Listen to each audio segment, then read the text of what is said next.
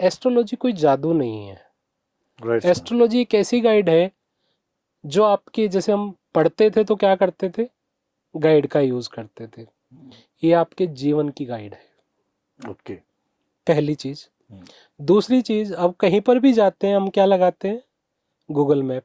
बिल्कुल, आज के गूगल मैप के बिना गूगल तार नहीं मैप के पड़ती बिना सर। कुछ नहीं होता। तो आपके जीवन को आसान एस्ट्रोलॉजी कैसे करती है, तो आज हम इसी विषय पे बात करने वाले भी हैं। जी सर। ठीक है। तो एस्ट्रोलॉजी सर बहुत सारी स्ट्रीम्स में बढ़ गई है और आप लाल किताब के तो महारथी हैं। जी, मतलब मैं जितना आपके बारे में बोलूँ उतना कम है सर, शब्द नहीं है हमारे पास आपको। और थैंक यू जी। और थैंक यू आपका sir, you accept our invitation to come here. पहले तो आपका शुक्रिया अदा करते हैं जी। सर। जहाँ तक मैं एस्ट्रोलॉजी या लाल किताब की बात करूँ तो क्या मैं ये बात कह सकता हूँ कि लाल किताब इंसान के जीवन का ब्लूप्रिंट है? बिल्कुल कह सकते हैं। और ये एक ऐसा ब्लूप्रिंट है कि अगर मैं बात बोलूं तो ये टोटल की टोटल प्रिडिक्टेड है। प्रिडिक्ट का मतलब क्या सर? प्रिडिक्ट का मतलब कि आप पढ़ेंगे और जान जाएंगे कि यस। और आप सब लोगों को मैं ये कहना चाहूँगा, जितने भी लोग इस पॉडकास्ट को देख रहे हैं, मैं उनको ये कहना चाहूँगा, ये ऐसा है कि जो चीज़ आपके लिए बोली गई है ना, जो लाइन बोली जाएगी वो चीज़ आपके साथ होके रहेगी।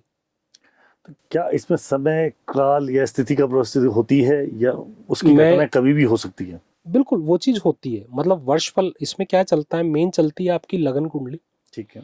लगन कुंडली के साथ वर्षफल बनता है। वर्षफल। अब वर्षफल क्या है? वर्षफल है आपके बर्थडे टू अगले बर्थडे, मतलब आपकी बर्थडे डेट से नेक्स्ट बर्थडे डेट का एक वर्षफल बन जाता है। जी सर। किसी एक पॉडकास्ट में हम आपको वर्षफल भी बनाना सिखाएंगे कैसे बनता है। बिल्कुल। वो वर्षफल आपके उस वर्ष का हाल बताएगा।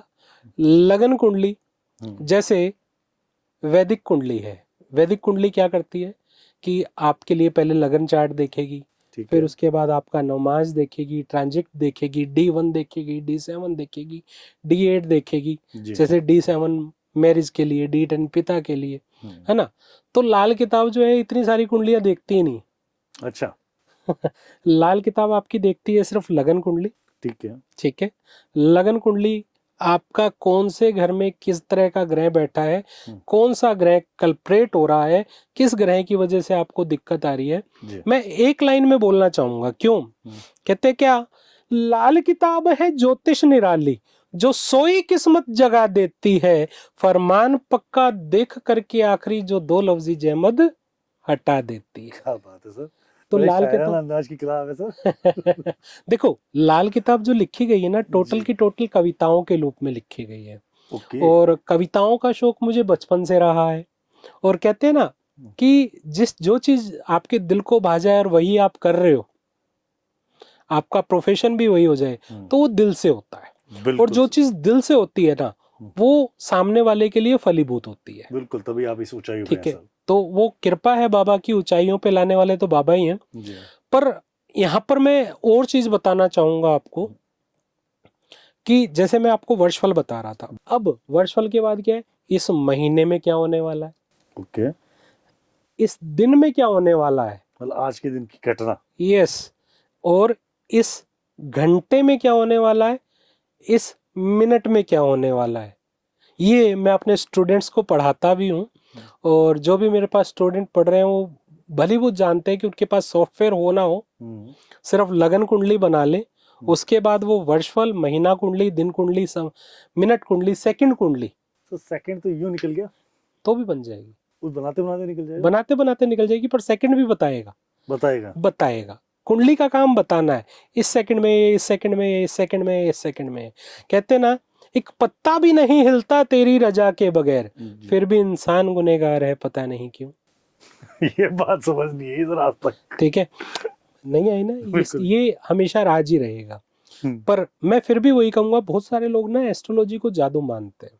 सर हम तो जादू नहीं, आपको जादूगर मानते हैं। नहीं सर, नहीं, ऐसा कुछ नहीं है। एक्चुअली जब आप कुंडली रीड करते हैं जी, और मैंने आपको देखा रीड करते हैं और बहुत बार आपको सुना है, राइट, आपकी क्लास वेबिनार सुने हैं मैंने, आपके पॉडकास्ट सुने हैं, कई बार आपकी क्लासों में मैंने सुना है, जब आप किसी को बताते हो वो ना करने का योग्य नहीं होता।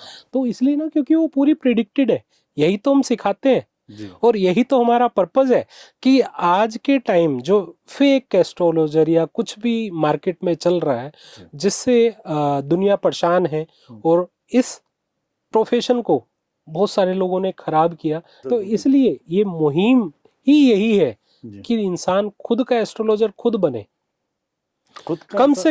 कम से कम इतनी नॉलेज तो हो कि सामने वाला आपको कुछ बता रहा है तो उसके बारे में इतनी नॉलेज आपको हो कि कौन सा ग्रह कहाँ बैठा है, कैसे बैठा है। मतलब एक आम आदमी जिसको जीवन में ये समझ ही नहीं है कि प्लेनेट क्या, उनको भी कुंडली सीख सकते हैं बड़े आसानी तरीके से। आज ऐसा ही कुछ करेंगे कि आज आपके इस चैनल पे ना एक चीज और भी करेंगे जी सर, जो अभी तक मैंने कहा ना, जो कहीं पर नहीं है। कहीं पर सर बहुत सारे लोग तो पढ़ाते ही नहीं है बहुत सारी चीजें। तो मैं वही कह रहा हूँ, किसी ने नहीं पढ़ाया ना पढ़ाते हैं, जबकि है इसका पूरा ब्यौरा लाल किताब में है। कहते बंद मुट्ठी से खुले हाथ तक का सारे राज बयां करती है लाल किताब। अब बंद मुट्ठी कब होती है? जब आदमी पैदा होता है। यस। और खुलती कब है? जब चला जाता है। इवन तक कि आपकी मौत किस समय पर, किस वजह से, ये लाल किताब बता देती है। पर बुरा नहीं मानना, ना तो ये खाना मैं खुद पढ़ता हूँ, अच्छा, ना ही मैं पढ़ाता हूँ, क्योंकि इंसान उसी दिन मर जाता है जब उसको पता लग जाता मेरी मौत इस दिन इस वजह से होगी। आपके गुरुजी ने पढ़ाया आपको? नहीं पढ़ाया। उन्होंने नहीं पढ़ाया? नहीं पढ़ाया। उन्होंने क्लियर बोला था कि वो खाना नहीं पढ़ाऊंगा, पर मैं खुद कोशिश करता रहता हूँ क्योंकि मैं उस चीज से डरता नहीं हूँ। कहते देखो, जन्म लिया है तो मौत तो आनी है, सत्य है, ठीक है, फिर डरना क्यों है?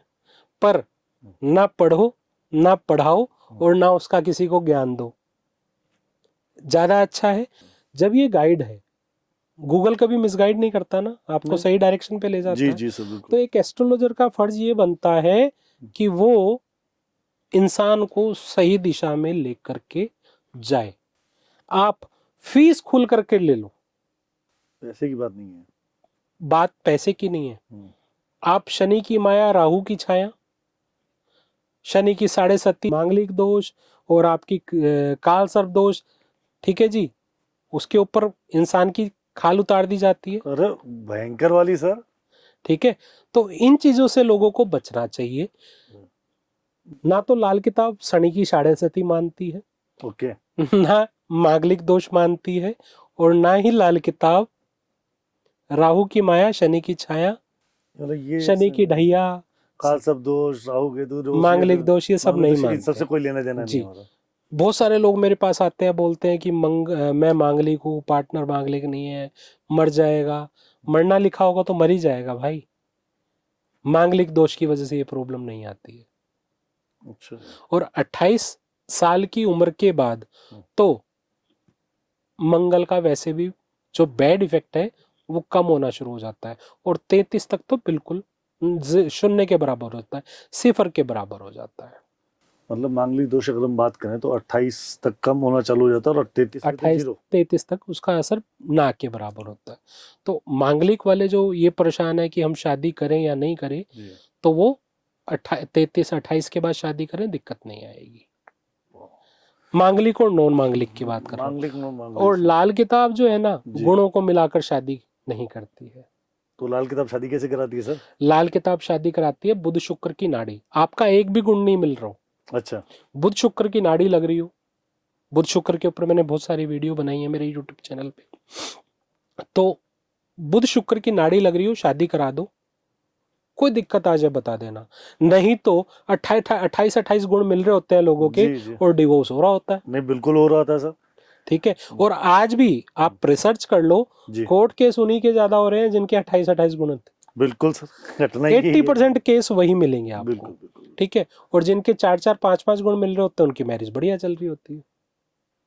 तो डिपेंड करता है आपके गुण मिलते हैं कि नहीं मिलते हैं। और जब गुण मिलाते हैं तो आजकल तो एक चीज साथ और मिलानी चाहिए कि साथ के सास के साथ बनेगी कि नहीं बनेगी। ये और चाहिए सर, है ना।